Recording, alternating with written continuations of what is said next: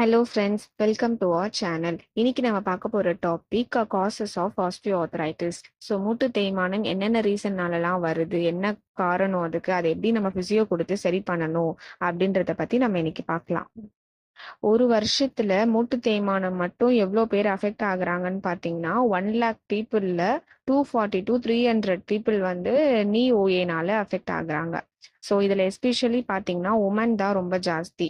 ஏன்னா ஆஃப்டர் மெனோபாஸ்க்கு அப்புறமா oestrogen level கம்மியாகிறதுனால அப்போ அவங்களுக்கு இன்னும் மூட்டு தேய்மானம் அதிகமாகி ஓஏனியில் அதிகமாக அஃபெக்ட் ஆகுறது 1.5 to 2 times ஹையர் than த மென் விட உமன் தான் ரொம்ப அதிகமாக அஃபெக்ட் ஆகுது.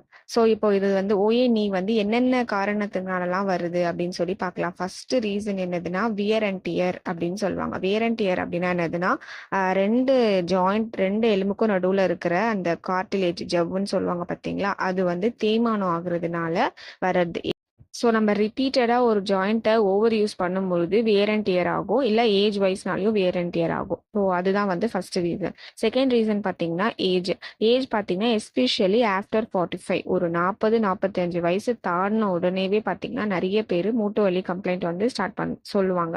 ஸோ அது வந்து பார்த்தீங்கன்னா ஏஜ் வந்து ஒரு பெரிய ஃபேக்டராக இருக்கு. ஸோ அடுத்து வந்து பார்த்தீங்கன்னா ஒபிசிட்டினா என்னது? Excess weight. நம்ம வந்து நார்மல் நம்ம ஹைட்டுக்கு ஏற்ற வெயிட் இல்லாமல் எக்ஸஸ் வெயிட்ல இருந்தோம்னா நம்ம நீக்கு போகிற ப்ரெஷரும் ரொம்ப அதிகமாக இருக்கும். ஸோ நம்ம என்னதான் நீ பெயினுக்கு வந்து ட்ரீட்மெண்ட் கொடுத்தோம், எக்ஸசைஸ் பண்ணியும் சரியாகலை, பெயின் மறுபடியும் திரும்பி வருதுன்னா அதோட மேஜர் ரீசன் பார்த்தீங்கன்னா உங்களுடைய வெயிட்டும் வந்து ஒரு ரீசனாக இருக்கும். ஸோ நீங்கள் வந்து சைட் பை சைட் ட்ரீட்மெண்ட்டும் எடுத்து வெயிட் ரிடக்ஷனும் கான்சென்ட்ரேட் பண்ணீங்கன்னா நீங்கள் அதுலேருந்து வெளியே வரலாம். ஸோ ஓஏனிக்கான மெயின் ரீசனை நீங்கள் கியூர் பண்ணாதான் ஓஏனிலேருந்து நீங்கள் வெளியே வர முடியும். ஸோ அடுத்த ரீசன் பார்த்தீங்கன்னா ஜெனட்டிக்ஸ். மேபி உங்களோட ஃபேமிலி ஹிஸ்ட்ரினால கூட உங்களுக்கு வந்து ஓஏனி வர சான்ஸ் இருக்கு.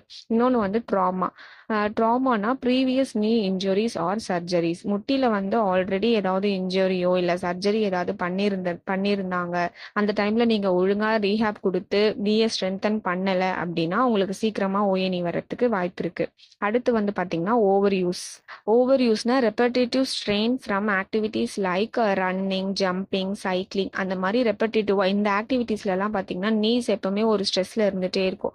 ஆக்சுவலி இந்த ஆக்டிவிட்டிலாம் பண்ணலாம், ப்ராப்பராக நீங்கள் ஸ்ட்ரென்தன் பண்ணியிருந்தீங்கன்னா பண்ணலாம். ரெப்படேட்டிவாக ஓவராக அதுக்கு ரெஸ்ட் கொடுக்காம ஓவராக ஸ்ட்ரெயின் பண்ணீங்கன்னா கண்டிப்பாக ஓஏனி வரத்துக்கு வாய்ப்பு இருக்கு.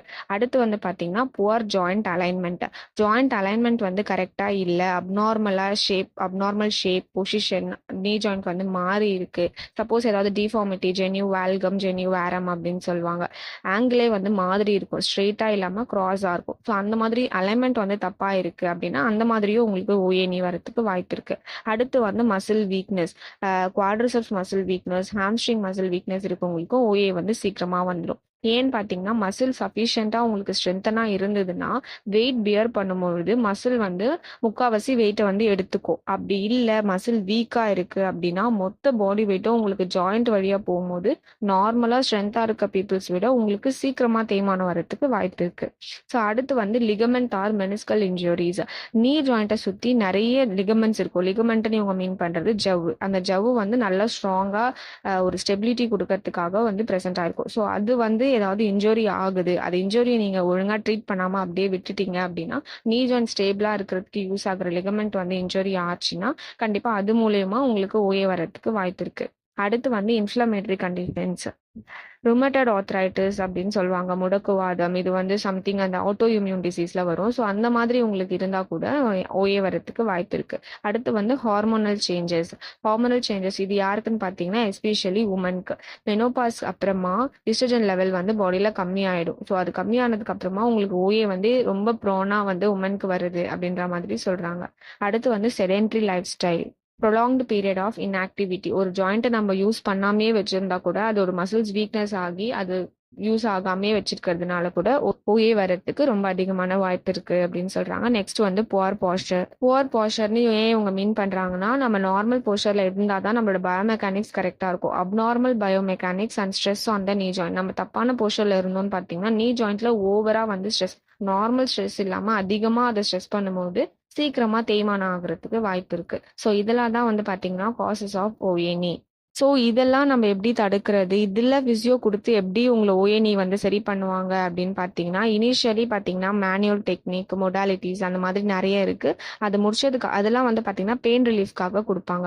ஸோ ஃபர்ஸ்ட்டு உங்களுக்கு ஏன் வந்து ஓஏ வந்துச்சு, அந்த ரீசன கண்டுபிடிச்சு, அந்த ரீசன நம்ம வந்து கியூர் பண்ணணும். ஸோ அப்பதான் ரூட் காஸ் வந்து கிளியர் ஆகும். ரூட் காஸ் கிளியர் ஆனா தான் உங்களுக்கு திரும்பி வந்து ஃபிசியோ குடுத்து ஒரு 15 செஷனுக்கு அப்புறமா கூட உங்களுக்கு திரும்பி பெயின் வராம இருக்கும். ஸோ ஃபர்ஸ்ட்டு ரூட் காஸ கண்டுபிடிக்கணும். அந்த ரூட் காஸ ட்ரீட்மெண்ட் பண்ணணும்.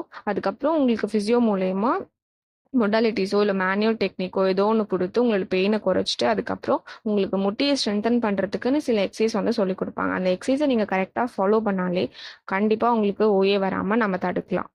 இதுல மேஜர் ரோல் எதுக்குன்னு பார்த்தீங்கன்னா, எக்சர்சைஸ் தான். ஸோ உங்களுக்கு சொல்லிக் குடுக்குற எக்சர்சைஸ நீங்க கரெக்ட்டா ஃபாலோ பண்ணா